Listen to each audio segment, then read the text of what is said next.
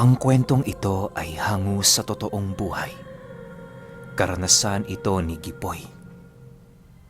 Taong 1959, Lagonoy, Camarines Sur.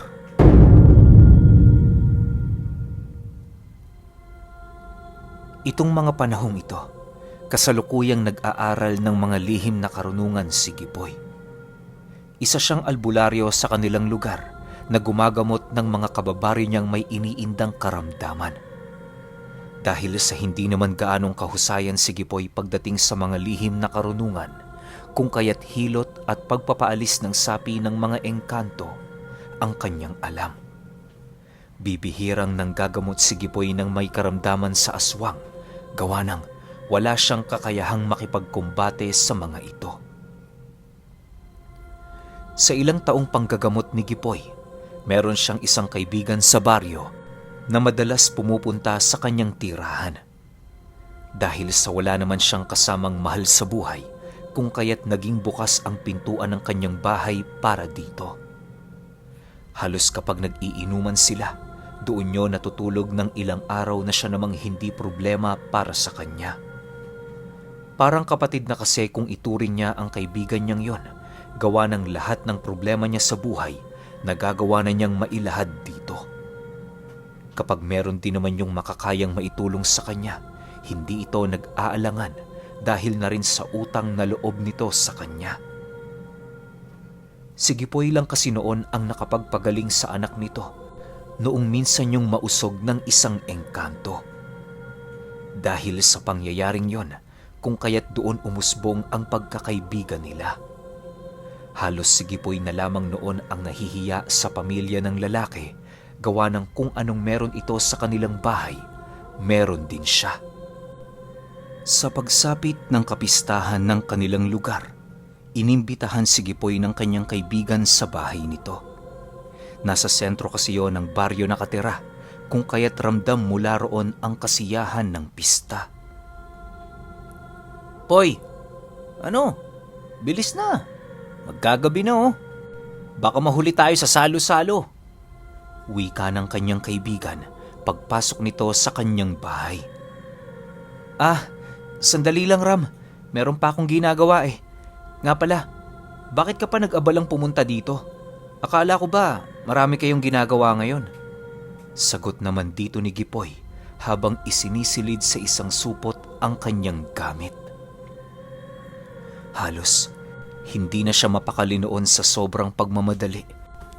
Gawa ng ilang minuto na lamang, mag-uumpisa na ang palabas sa baryo. Matapos niyang maisagawa ang lahat ng kanyang kinakailangang dalhin, agad din naman niyang nilisan ang kanilang tahanan. Sa pagdating nila sa lugar ng kanyang kaibigan, bumungad ang mga anak nitong naglalabas ng makakain sa kanilang bahay. Dahil sa dami ng tao noon, nawala ang pangamba ni Gipoy na maaaring may mangyaring hindi kaaya-aya habang idinadaos ang kapistahan. Sa pagpasok niya sa tahanan ng kanyang kaibigan, bigla naman siyang natigilan noong mga oras na yon, gawa ng merong kakaibang oras sa buong paligid na dahan-dahang lumalapit sa kanya. Naihalin tulad niya yon sa isang aninong may wangis ng tao na parabang patuloy na sumusunod saan man siya magpunta.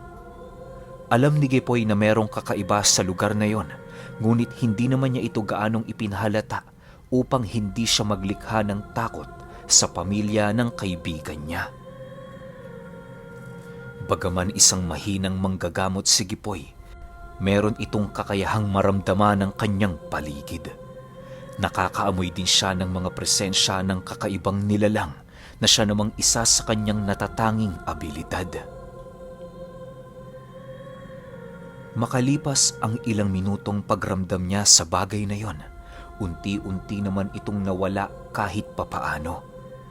Pagsilay niya sa kanyang kaibigang kinakampay siya papalabas, dali-dali naman siyang tumungo roon upang tingnan ang kaganapan sa buong paligid. Nang masipat niya ang sentro ng baryo, bumungad sa kanya ang mga taong nagsisiyahan habang nasa labas ng kanilang mga bahay ang lahat ng handa. Lahat ng taong dumaraan roon ay libreng makakakuha ng pagkain na siyang ikinasaya ng karamihan. Sa paglalim ng gabi, naganap ang pagtatanghal ng iilang kabataang nakatira sa baryo. Tuwang-tuwa naman noong nanonood si Gipoy hanggang sa dumating ang puntong nagkayayaan ng uminom. Dahil sa hindi naman siya gaanong nakikipag-inuman sa mga taong hindi niya kakilala, kung kaya't panay ang pagtakas niya sa lugar na yon. Nang masipat niya ang kanyang kaibigan na medyo lasing na sa kinaroroonan nito, nagpasya na siya doong magpaalam upang bumalik sa kanyang tahanan. "Ram, una na ako ha. May mga gagawin pa kasi ako bukas eh. Dahan-dahan lang sa pag-inom. Siguraduhin mong may pang-uwi ka mamaya." Bulong dito ni Gipoy. "Sigurado ka, Poy? Uuwi ka na?" Nang marinig ito ni Gipoy, tinapik lang naman niya ang balikat nito, hudyat ng kanyang pagsang-ayon. Sa pagbalik niya sa bahay ng kanyang kaibigan, ibinigay niya sa asawa nito ang dala niyang supot upang maipakita ang kanyang pasasalamat. Nang makabalik na siya sa kanyang tahanan, agad naman siyang nagpahinga sa luma niyang higaan. Pasilay-silay pa siya noon sa bubong ng kanyang bahay na para bang meron siyang malalim na iniisip. Pagpikit ng mga mata noon ni Gipoy, agad naman siyang nakaidlip dahil sa pagod. Ilang oras lang ang lumipas, kasalukuyan na siyang nananaginip ng mga magagandang bagay. Akala ni Gipoy, patuloy lamang yon hanggang mag-umaga, subalit sa pagpapatuloy ng kanyang panaginip, bigla namang nag-iba ang ihip nito. Halos segundo lang noon ang naging pagitan nang masipat niya ang pamilya ng kanyang kaibigang namatay sa loob ng bahay nito. Bagaman inaagnas na ang katawan ng mga taong yon, nakakapagtakang hindi ito napapansin sa kanilang baryo. Matapos itong masipat ni Gipoy, doon niya nakita ang patay na katawan ng kanyang kaibigan na mabilisang tumayo para tunguhin ang katawan ng kanyang asawa at mga anak. Walang habas nitong kinain ang naaagnas nitong mga katawan hanggang sa wala nang matirang mga laman. Dahil sa panaginip ni Gipoy, agad naman siyang napabalikwas sa kanyang higaan dahil ang pakiramdam niya para siyang binabangungot ng paunti-unti. Natatakot naman siya noong ipagpatuloy ang kanyang panaginip gawa ng maaari siyang dalawin ng batibat noong mga oras na yun. Sa pagsilay niya sa paligid, laking gulat na lamang niya nang masipat niyang napakadilim pa ng kanyang silid. Pagrinig niya ng tilaok ng manok sa labas ng kanilang bahay, bigla naman siyang natigilan sa kadahilan ng alam niyang 3:00 pa lamang yon ng madaling araw. Ayon sa paniniwala ni Gipoy, napakasamang magising na merong masamang panaginip ng 3:00 ng madaling araw, gawa ng may posibilidad itong magkatotoo sa mga darating na panahon. Para sa kanya, senyalis yon ng kanyang gabay ukol sa mga pangyayaring kinakailangan niyang iwasan sa hinaharap. Para mabasag ang sumpa ng masamang panaginip, kinagat ni Gipoy ang kanyang unan habang patuloy na nananalangin. Itinapon niya din sa 7 bundok ang panaginip na yon upang kailan may hindi na bumalik sa kanyang isipan. Bakit kaya ako nanaginip ng ganon? Ang saya-saya ng pagsasama namin kanina eh. Ano ba yan? Wika ni Gipoy sa kanyang isipan. Dahil sa nagising lang naman siya ng maaga, kung kaya't hindi na niya ninais pang bumalik sa pagkakatulog. Ang ginawa niya noon, maghabi ng mga sisidla ng isda na kanyang ibinibenta sa merkado. Yun kasi ang kanyang nagiging pampalipas ng oras kapag wala siyang ginagawa sa kanyang bahay. Ilang oras pa ang lumipas, sumikat na ang araw sa kanyang tahanan. Naging hudyat na yon para kay Gipoy na itigil ang kanyang ginagawa dahil sa meron siyang nakaabang na trabaho sa araw na yon. Inutusan kasi siya noon ng may-ari ng palayan sa kanilang lugar na mag-araro sa lupain nito bilang paunang paghahanda sa pagtatanim ng palay. Matapos niyang kumain ng almusal, agad naman niyang pinuntahan ang kanyang kalabaw upang ikondisyon ito. Pinainom niya yon ng tubig at pinakain ng damo bago lagyan ng araro sa dulo. Sa pagpatak ng 7:00 ng umaga, kasalukuyan na siyang nag-aararo sa bukid. Mahirap man ang gawain, kailangan niyang magpatuloy para mairaos ang kanyang sarili sa mga susunod na araw. Dahil sa napakarami niyang trabaho noong mga oras na yon, tuluyan na niyang nalimot ang tungkol sa kanyang panaginip. Akala ni Gipoy noon walang mangyayaring masama sa pamilya ng kaibigan niya dahil nakatira ito sa sentro ng baryo. Kinahapunan, matapos niyang magtrabaho sa bukid, minabuti niyang daanan ng bahay nito bago tuluyang pumanhik sa kanyang pamamahay. Hindi din kasi siya mapakali noon sa kadahilan ng kahit papaano may konting pag-aalala siya sa mga ito. "O Gipoy, napadaan ka!" Bungad na wika ng kanyang kaibigan pagdating niya sa harapan ng tahanan nito. "Kaya nga kinumusta ko lang kayo. Akala ko kasi babad ka pa sa inom. Siya nga pala, Ram, pupunta ka ba mamaya sa bahay?" "Hindi Poy Marami kasi ako ngayong trabaho sa amo ko. Baka dumating din yung pamilya niya mamaya. Kaya paniguradong ang bagsak namin sa bahay nila." Sagot naman sa kanya ng kanyang kaibigan. Matapos niyang marinig ang sinabi nito, ninais na lamang niyang bumalik sa kanyang pamamahay. Alam niyang hindi sa lahat ng oras ay walang trabaho ang kanyang kaibigan na siya namang labis niyang naiintindihan. Dahil sa ilang taon na doong naninilbihan ang kaibigan niyang yon, hindi na ito gaanong inisip ni Gipoy. Akala niya magiging maayos ang trabaho nito, subalit hindi pala. Sa paglipas ng 2 linggo, doon na niya tuluyang napapansin ang pagbabago nito. Napakalaki ng pinag-iba ng kaibigan niyang yon magmula noong direkta na yung namamasukan sa kanyang amo. Halos bibihira na lamang din niya itong makita sa baryo, gawa ng palagi itong nasa ibang lugar at may ginagawa na kanyang trabaho. Para sa mga hindi nakakaalam, tindero ng kopra itong si Ram. Noong hindi pa yon nagtatrabaho ng direkta sa kanyang amo, tagabantay lang ito ng tindahan itong naitayo sa harapan lang ng kanilang bahay.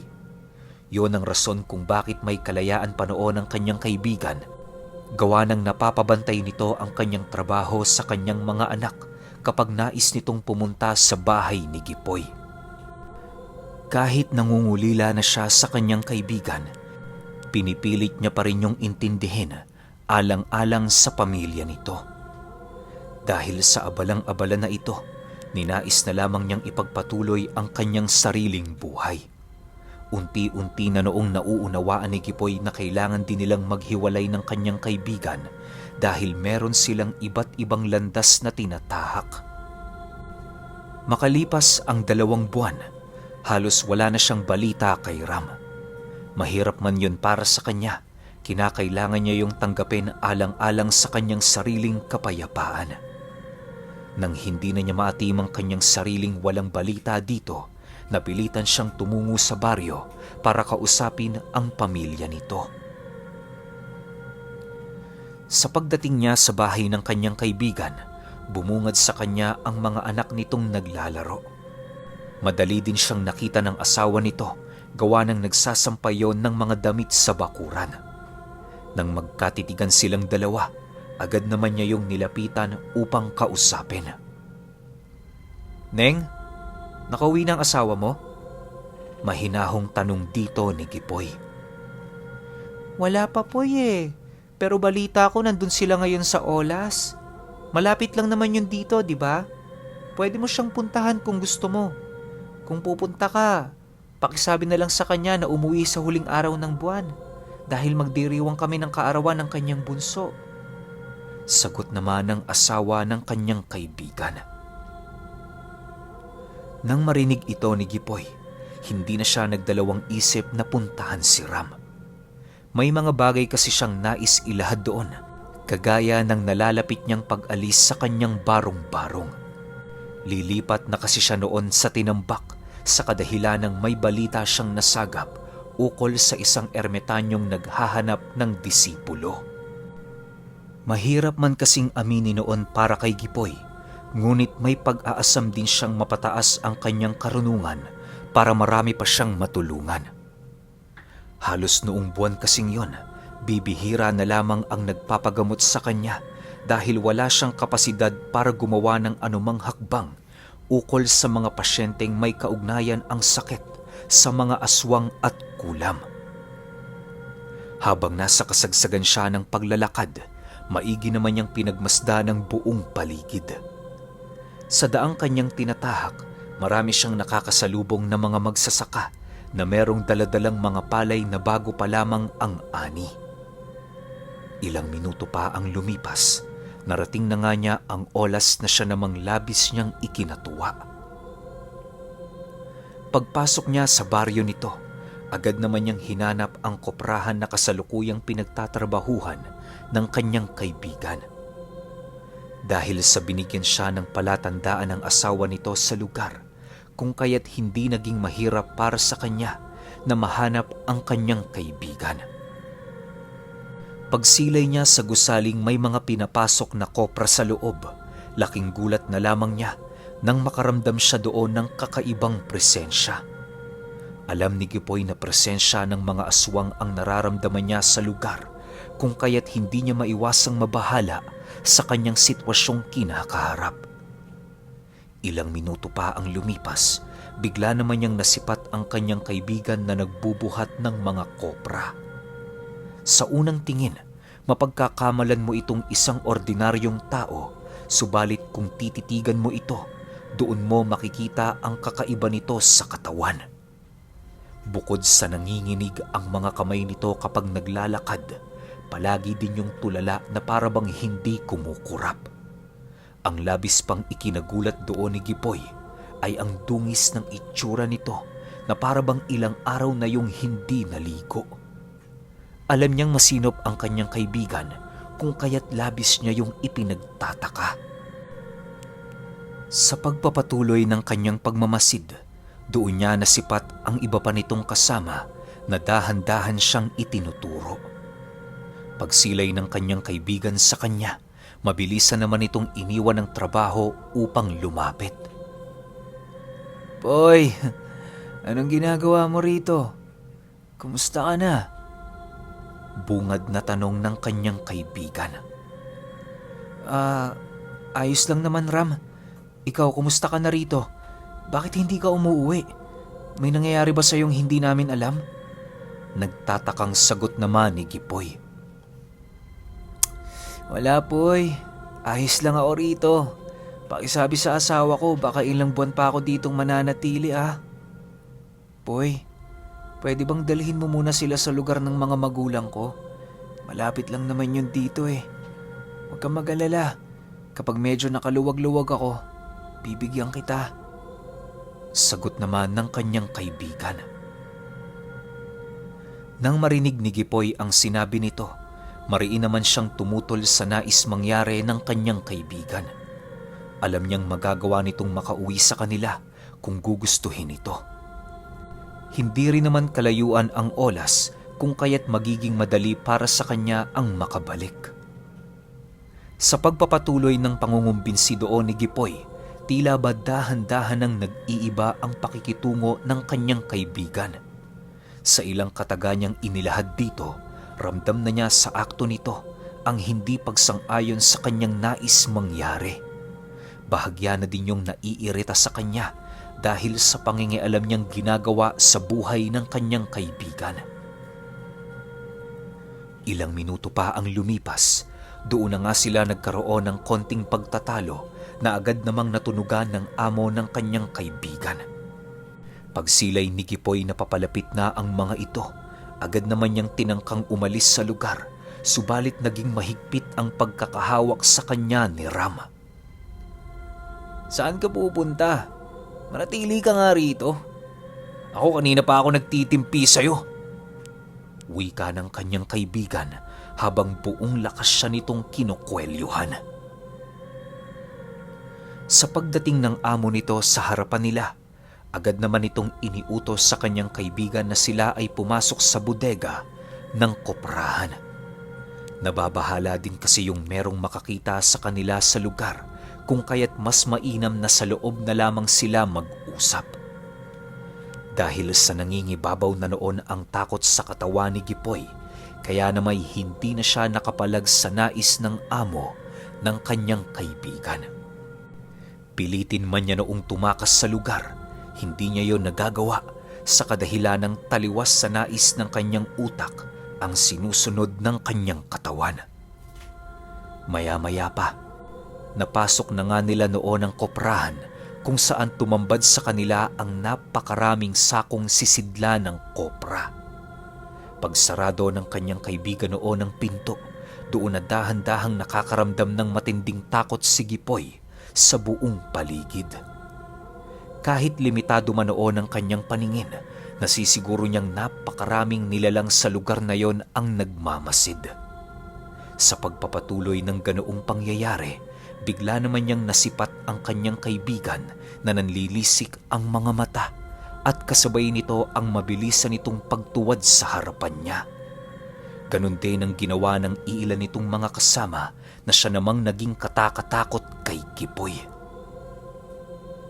Walang sabi-sabi, agad siyang sumuot sa napakaraming koprang nakatambak sa buong lugar upang itago ang kanyang sarili. Nag-umpisa na din siya noong magbigkas ng mga lihim na karunungan kontra aswang para maitaboy ang mga ito sa lugar na kanyang kinaroroonan. Subalit, dahil sa lakas ng presensya ng mga ito sa paligid, animoy napawalang bisa ang mga palipad hangin niyang ginawa. Dahil sa pangyayaring yon, ginawa ni Gipoy ang lahat ng kanyang makakaya para maitakas ang kanyang sarili sa mga aswang. Habang nararamdaman niya ang mga itong naghuhukay sa koprahan, panay naman ang kanyang pagsuot sa ilalim na bahagi. Limitado man ang hanging pumapasok sa lugar, wala siyang pakialam sa kadahilanang ang nais niya makaligtas ng buhay hanggang sa makahanap siya ng angkop na daan papalabas. Ilang minuto pa ang lumipas, narating na nga ni Gipoy ang kasuluk-sulukan ng koprahan kung saan doon niya nasilayan ang isang butas ng dingding na gawa sa kahoy. Pagsilay niya rito, buong lakas naman niya yung giniba at walang pagdadalawang isip na pumasok sa lugar na yon. Sa pagmamadali niyang tumakas, naiwan niya sa baryo ang kanyang mga tsinelas at kalabaw na siyang gamit niya sa pamumuhay. Hindi niya na yon ninais pang balikan sa takot na baka siya ay muling masilayan ng mga aswang. Dahil sa yon ang unang pagkakataon na nagkaroon siya ng engkwentro laban sa mga totoong aswang, kung kaya't sobra-sobrang takot ang nararamdaman ng kanyang katawan. Halos hindi na niya noon malaman ang lugar na kanyang pupuntahan, gawa ng labis niyang iniisip ang maaaring paghabol sa kanya ng mga nilalang. Sa pagdating ni Gipoy sa kanyang tahanan, dali-dali naman siyang naglakad patungo sa tinambak. Karamihan sa kanyang mga gamit ay iniwan niya sa kanyang dating bahay sa takot na baka siya ay masundan ng kanyang kaibigang aswang. Makalipas ang ilang araw, merong isang magsasakang nakarating sa lugar ng tinambak. Pagkarinig ni Gipoy na galing yon sa dati niyang baryong pinagtirhan, agad naman niyang tinanong ang tungkol sa kanyang kaibigan at sa pamilya nitong naninirahan sa lugar. Pagkarinig ng magsasaka sa mga pangalang kanyang inilahad, seryosong tumingin naman ito sa kanya habang nagwiwika ng, "Nako, patay na ang mga taong tinatanong mo. Hindi mo ba alam na naging bali-balita ukol sa aswang na pinatay ang kanyang sariling pamilya?" Nang marinig ni Gipoy ang sinabi nito, bigla namang nanlaki ang kanyang mga mata sa kadahilanang bumalik sa kanyang alaala ang mga masasamang panaginip na minsan niyang nakita. Halos inabot din siya noon ng isang buwang walang magandang tulog dahil sa kakaisip ng mga pangyayari na hindi niya inaakalang magiging totoo. Magmula noong naranasan niya ang ganoong bagay, tuluyan na niyang itinigil ang paghahanap sa ermitanyo na naninirahan sa tinambak. Ibinaon na din niya ang kanyang karunungan sa ilalim ng lupa para makapag-umpisa ng panibagong buhay. Pero magpahanggang sa ngayon, hindi pa rin malilimutan ni Gipoy noong minsang nangyari sa kanya ang pahiwatig ng batibat.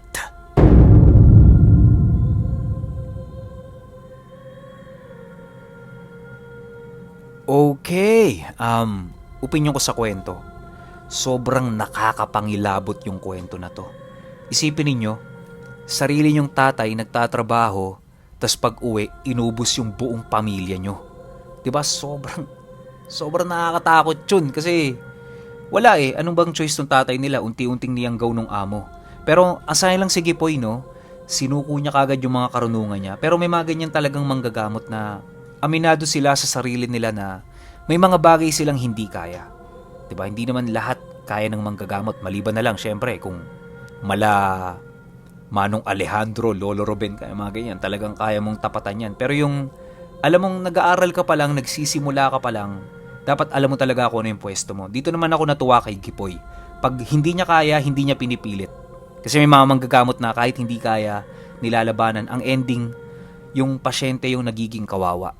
Kaya yun yung pinakamagandang lesson para sa kwento na to. Yung pag di kaya, wag ipilit. Diba? Pero sa akin lang naman yun. Kayo, kung may opinion kayo sa kwentong ito, i-comment nyo lang sa baba. Yun lang. Hanggang sa susunod na kwento. Salamat.